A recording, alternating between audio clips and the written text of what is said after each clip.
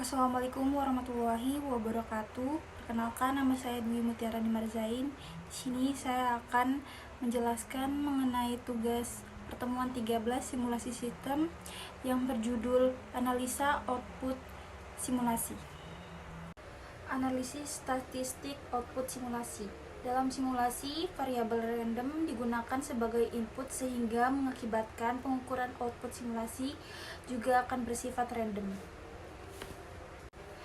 Pada analisis statistik deskriptif, ide dasarnya adalah untuk mengumpulkan ukuran sampel yang cukup besar sehingga dapat menarik kesimpulan yang valid tentang populasi.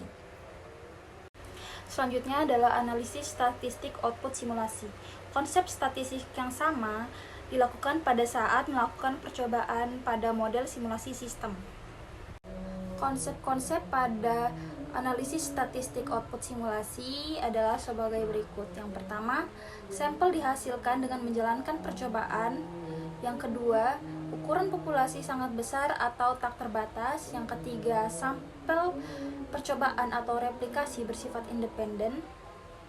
Yang terakhir adalah variabel acak digunakan untuk menyatakan masing-masing kemungkinan hasil percobaan atau discrete dan continue. Selanjutnya adalah simulasi ulangan.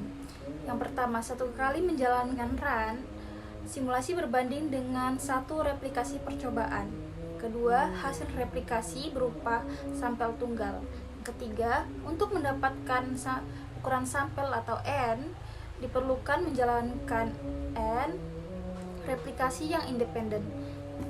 Selanjutnya, untuk memahami bagaimana replikasi yang independen dalam simulasi diperlukan memahami konsep-konsep mengenai yaitu pembangkitan bilangan acak, yang kedua seed values.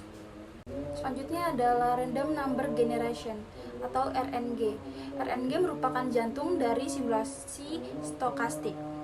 RNG menghasilkan urutan angka-angka atau pseudo-random atau berulang dalam suatu periode tertentu yang digunakan untuk menghasilkan berbagai distribusi untuk proses stokastik dalam model simulasi. Selanjutnya adalah initial seed values. RNG membutuhkan initial seed values. Jika dipilih nilai seed berbeda dengan tepat untuk menginisialisasi RNG, suatu percobaan simulasi akan menghasilkan hasil yang berbeda. Ini menunjukkan untuk menghasilkan beberapa respon dari nilai output statistik yang independen, suatu percobaan simulasi perlu di-run dalam sejumlah replikasi. Selanjutnya adalah estimasi kerja.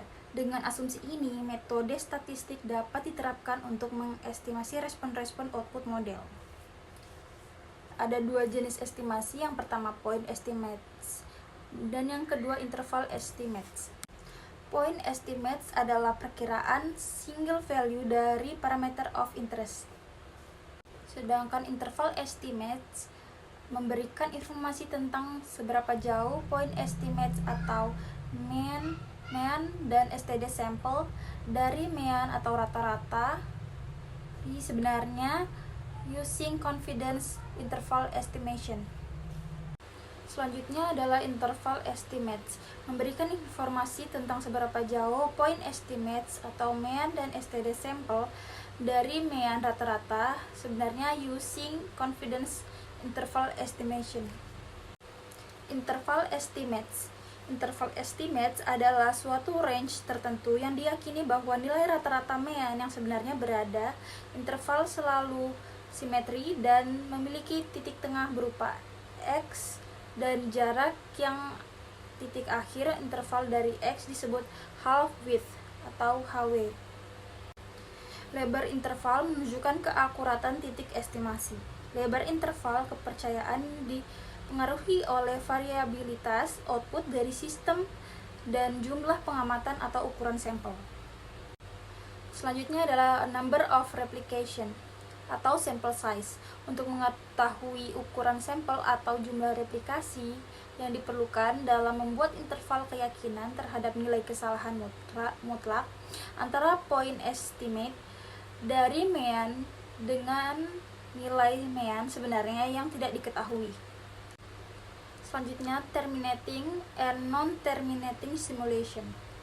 Simulasi terminating dilakukan bila kita tertarik untuk mengetahui perilaku sistem dalam satu periode tertentu. Simulasi non-terminating dilakukan bila kita tertarik mengetahui perilaku steady state atau long-term average system. Percobaan dengan terminating simulation. Yang pertama, pilihlah status awal model. Yang kedua, pilihlah terminating event. Yang ketiga, tentukan jumlah replikasi tergantung kepada half-width dari confidence interval. Sedangkan non-terminating simulation dilakukan bila kita tertarik mengetahui perilaku steady state atau long-term average system.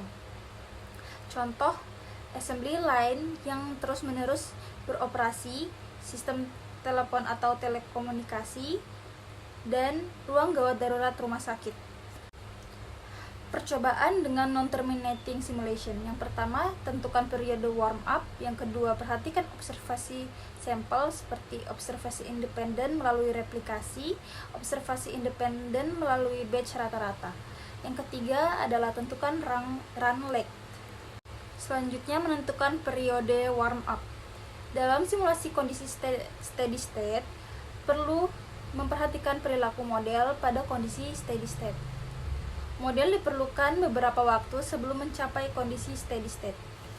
Pada menentukan periode warm up, waktu yang dibutuhkan untuk mencapai keadaan steady state adalah fungsi dari waktu kegiatan dan jumlah aktivitas yang terjadi. Pendekatan termudah dan paling mudah untuk memperkirakan waktu warm up adalah jika respon output rata-rata datar dan menunjukkan pola yang berulang. Ketika respon output model masih tidak menentu, perlu menghitung rata-rata bergerak atau moving average. Sekian dari saya, mohon maaf bila ada kekurangan dan salah kata. Wassalamualaikum warahmatullahi wabarakatuh.